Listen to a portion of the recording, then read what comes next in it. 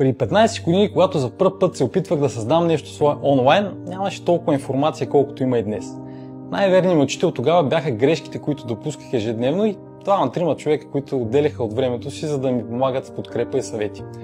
Няма да забравя как Ивелина Атанасова, авторката на тази страхотна книга, за която ще ви разкажа след малко, стоеше с мен до късно през нощта на скайпа, за да ми помага да оправя поредното счупване на сайта или пък да ми даде полезен съвет и посока как да се рекламирам в интернет. Днес и двамата с Ивелина сме много различни и много по-добри в това, което правим. С тази разлика е, че тя написа полезна книга, в която споделя целия си практически опит в маркетинга. Уверявам ви, че това е най-доброто, с което може да разполагате по темата. Методът Браво е практически наръчник за маркетинг експерти и собственици на малък и среден бизнес, които търсят конкурентно предимство и най-добрите подходи за растеж. Това, което ще направи за вас тази книга, е да даде в ръцете ви целия набор от инструменти, с които да превърнете клиентите си в лоялни абонати на вашата марка. И нещо много важно.